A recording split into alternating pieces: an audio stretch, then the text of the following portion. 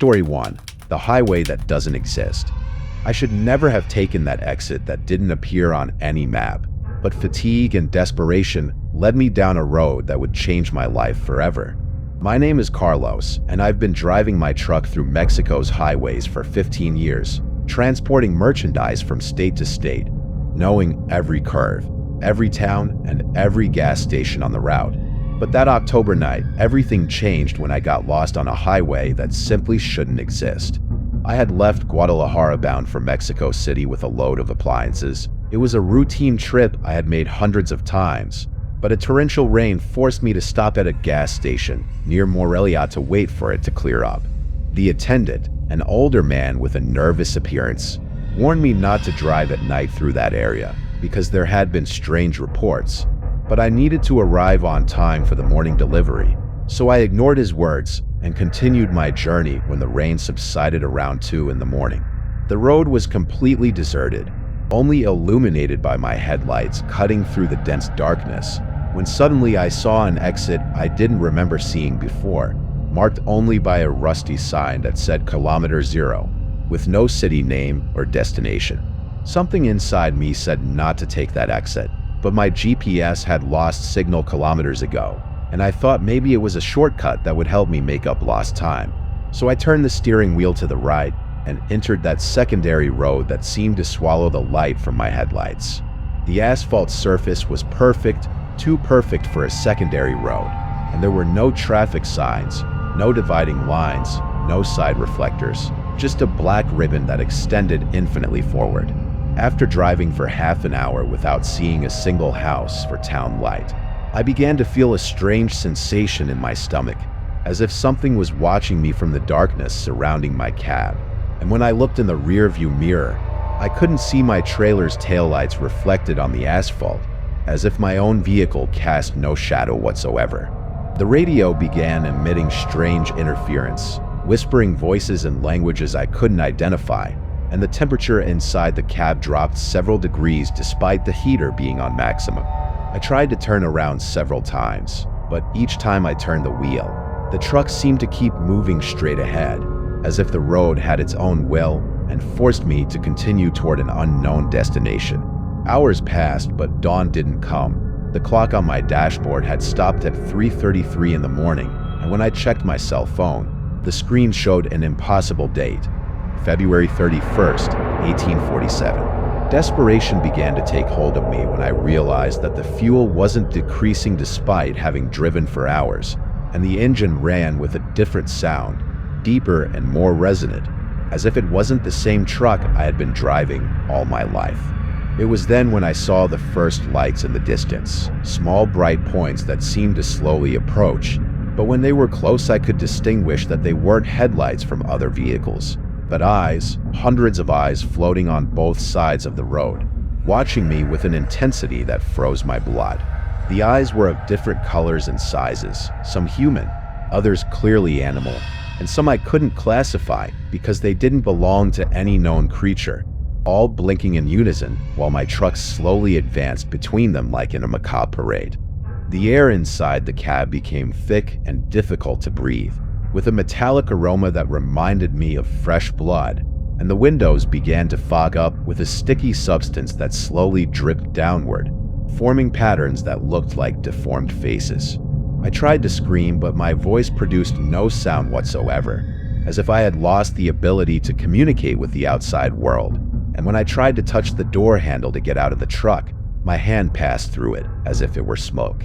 The road began to change shape, curving and twisting like a giant snake, and I could see that the asphalt was composed of thousands of human faces looking up at me, their mouths open in silent screams of desperation.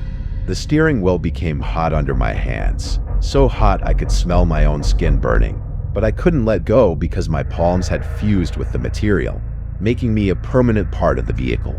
Finally, after what seemed like days of driving through that nightmare, I saw a bright light at the end of the road, and when I approached I could distinguish it was the same gas station where I had stopped before taking the damned exit.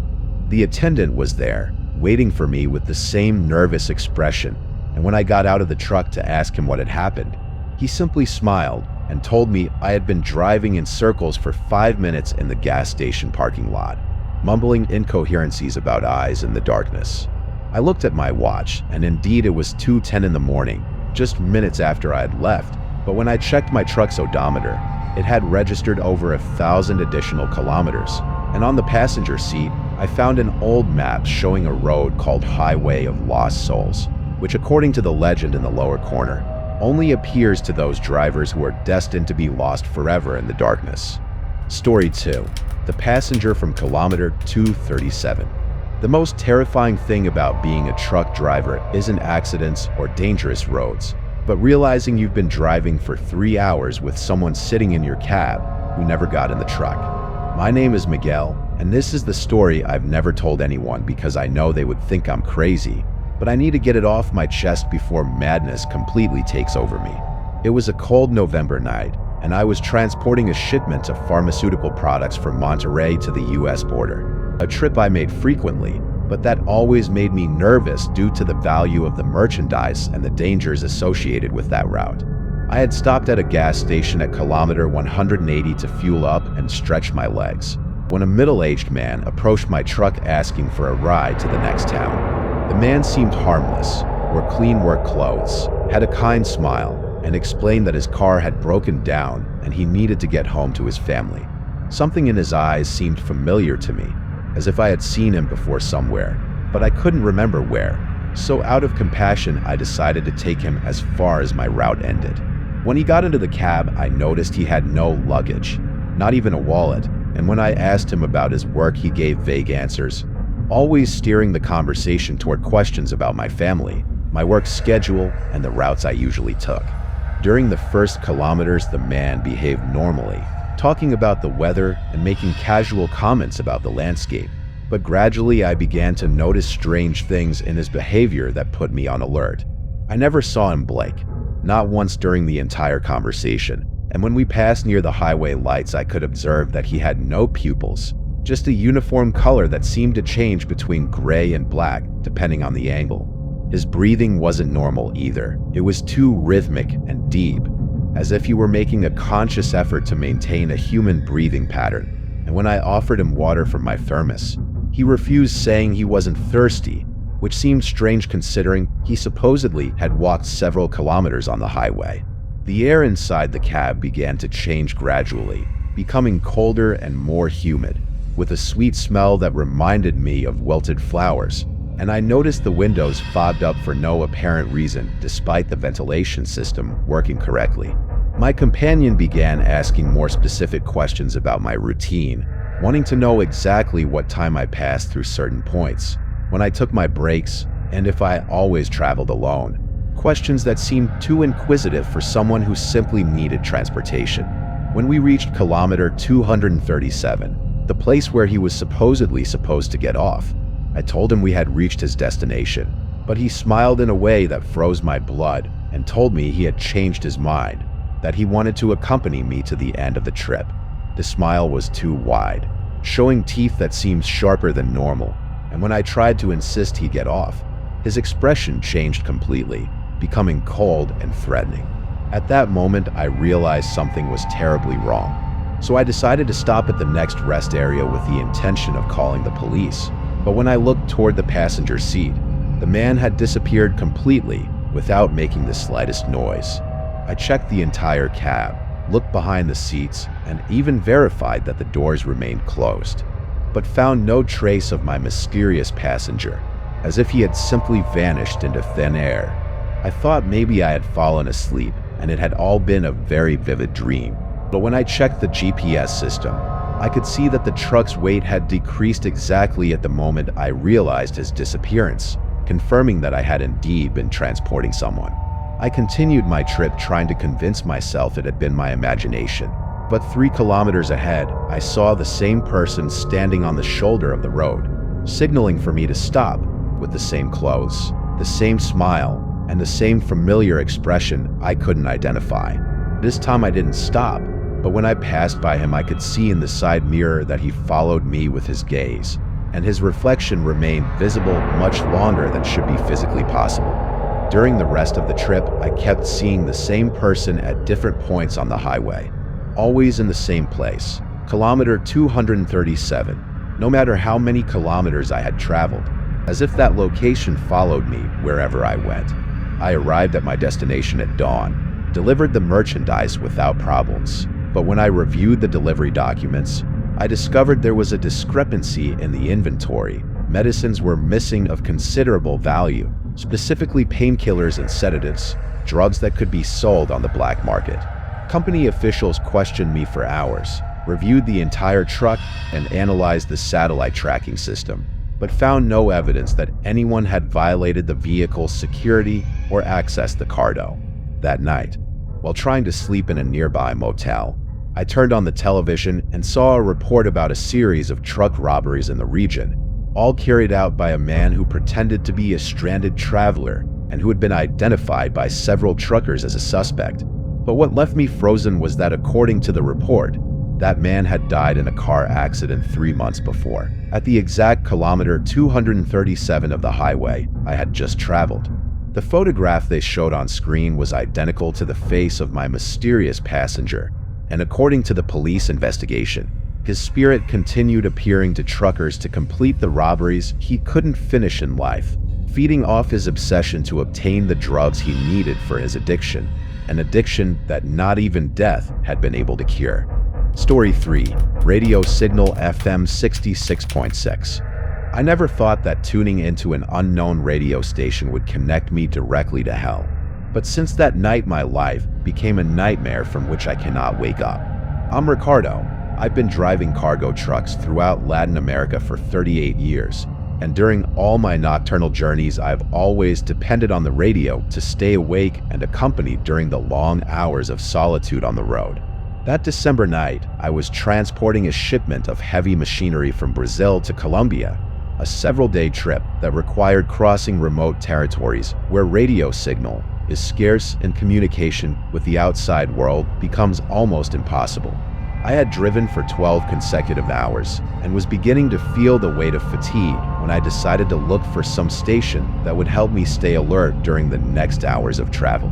I turned the radio dial trying to find music or news, but only caught static and interference, until suddenly I tuned into a clear signal on frequency 66.6, a frequency that technically shouldn't exist because it's outside the normal range of FM transmission.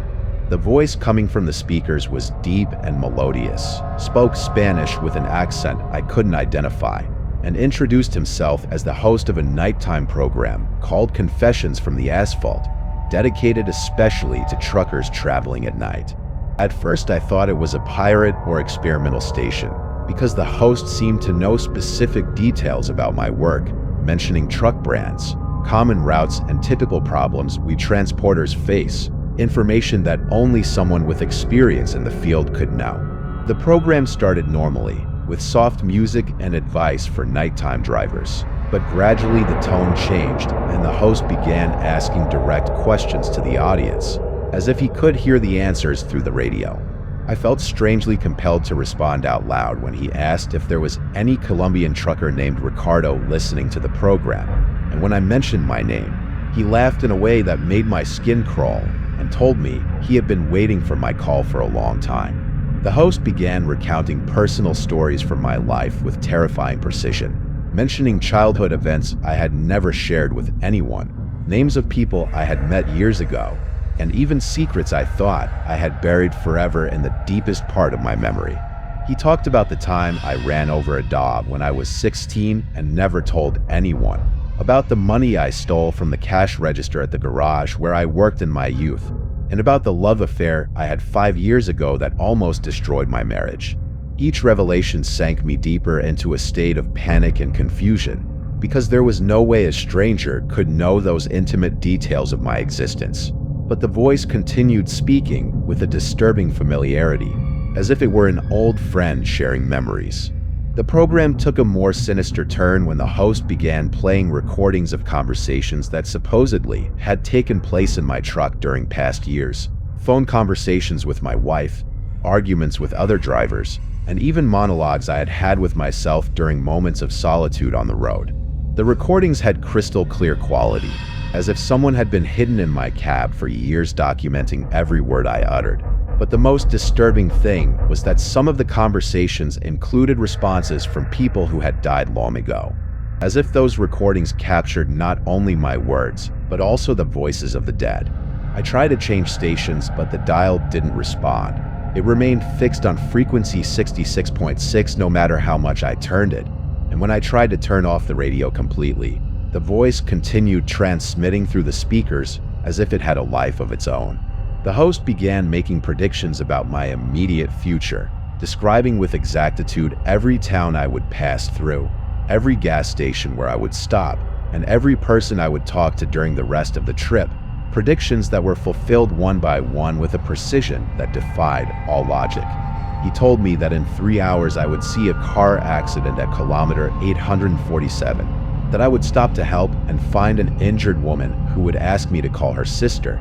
And indeed, 3 hours later, I witnessed exactly the scene he had described, down to the last detail. The voice also began revealing information about other truckers who were supposedly listening to the program at that moment, mentioning their names, exact locations, and the private thoughts crossing their minds while they drove, creating an invisible network of drivers connected through this diabolical station. Each story he told was more disturbing than the previous one. He talked about truckers who had mysteriously disappeared on remote highways, about accidents that seemed to have been caused by supernatural forces, and about drivers who had sold their souls in exchange for always arriving on time to their destinations. The program culminated when the host informed me that I had been selected for a special mission, that from that night on I would become a soul collector for his organization, transporting not only physical cargo, but also the spirits of those who had died on Latin America's highways. He explained that my truck had been spiritually modified to serve as a transport vehicle between the world of the living and the dead, and that each trip I made from then on would carry invisible passengers who needed to reach their final destination. When I finally arrived at my destination in Colombia and delivered the cargo, I checked my truck's radio but couldn't find frequency 66.6, as if it had never existed. But since that night, I can feel strange presences in my cab, whispering voices that give me directions to places that aren't on any map. And every time I turn on the radio, no matter what station I tune to, I can hear the host's voice faintly laughing in the background, reminding me that now I'm part of his program for all eternity. Story 4. The truck that drives itself. I never believed in ghosts until my own truck began driving by itself at night, taking me to places where I had never been and making deliveries I had never agreed to. My name is Antonio, and after 25 years in the transportation business, I thought I had seen everything the highways could offer. But I was completely wrong, because the experience I'm about to relate defies any logical explanation and has changed my perspective on reality forever. I had bought a used truck through an intermediary in Tijuana, a 2018 Kenworth model in excellent condition that had belonged to a transporter named Eduardo Morales, who, according to what I was told, had decided to retire from the business for personal reasons. The price was suspiciously low for a vehicle in those conditions, but the intermediary assured me there were no mechanical or legal problems, just that the previous owner needed to sell quickly due to a family emergency. During the first months, everything worked perfectly. The engine responded wonderfully, fuel consumption was excellent, and I felt fortunate to have gotten such a reliable truck at such a reasonable price. But gradually, strange events began to occur that I initially attributed to my imagination or fatigue. The first incident happened during a night trip from Guadalajara to Merida, when I woke up at a rest area without remembering having stopped there, and according to the odometer, I had traveled an additional 150 kilometers while supposedly sleeping in the driver's seat. I checked all the truck systems looking for some malfunction that could explain the situation, but everything was in order. Even the weighing documentation at the toll booths confirmed that I had passed through specific points during the hours when I believed I was sleeping. The second time something similar happened, I decided to install a security camera inside the cab to monitor my own movements during the night, thinking that maybe I suffered from some type of sleepwalking or sleep disorder that made me drive unconsciously. When I reviewed the recordings the next day, I could clearly see how my body remained motionless in the seat for hours, but the steering wheel moved by itself. The pedals activated without my feet touching them, and the gear shifters operated as if they were manipulated by invisible hands. In the recording, I could observe how my face had a completely blank expression, as if I were in a deep trance state, but my hands automatically followed the steering wheel movements and my feet responded to speed changes without any conscious control on my part. After several similar incidents, I began investigating the truck's history and discovered that Eduardo Morales hadn't voluntarily retired from the business, but had died in a very strange accident on the highway between Puebla and Veracruz. According to the police report, his truck had been found perfectly parked at a rest area, with no visible damage and the engine running, but Eduardo was dead in the driver's seat with no signs of physical trauma, as if he had simply stopped living while driving. The forensic doctors determined that the cause of death had been a sudden cardiac arrest, but couldn't explain why the truck had parked so precisely if the driver had lost consciousness while driving at high speed. After learning this information, the episodes became more frequent and intense, and I began to notice that during those trance states, it wasn't me making decisions about which routes to take or where to make deliveries. The truck seemed to have its own destinations, taking me to remote places where people were waiting for me who claimed to have contracted my services, although I had no record of those jobs in my documents. These mysterious deliveries always involved small packages wrapped in black cloth, which the recipients handled with extreme care and reverence, as if they contained something very valuable or dangerous. And when I tried to ask about the contents, they responded evasively or simply paid me in cash and disappeared quickly. One night, while the truck automatically headed toward one of these unknown destinations, I managed to maintain enough consciousness to observe the process in detail, and I could see that I wasn't alone in the cab. There was a translucent figure sitting in the passenger seat manipulating the vehicle's controls.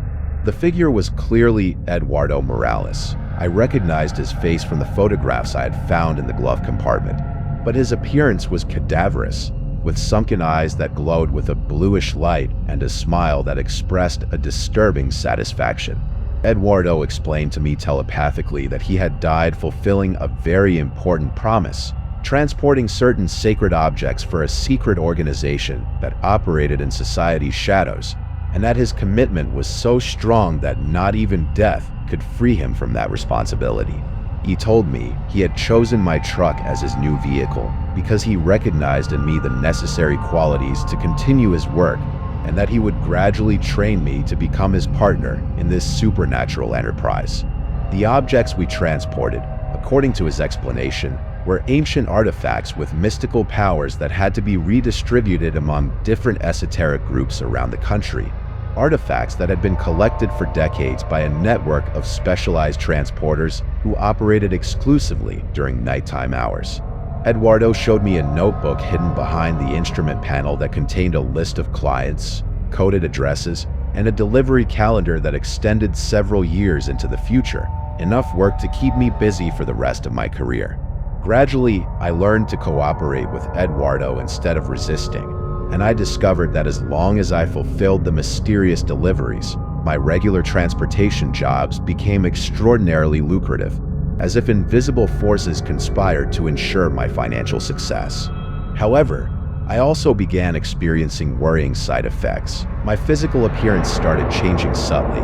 My skin became paler, my eyes developed a strange glow similar to Eduardo's, and during the day I felt weak and disoriented, as if my vital energy was gradually transferring to my ghostly companion. Now I understand that I'm in the process of becoming the next link in a supernatural chain that has been operating for generations, transporting cursed objects among those who practice dark arts. And although part of me wants to resist this destiny, another part finds a strange satisfaction in being part of something greater than my own mortal existence, knowing that when I finally die, my spirit will continue driving through Mexico's nighttime highways in search of the next driver willing to continue this eternal mission.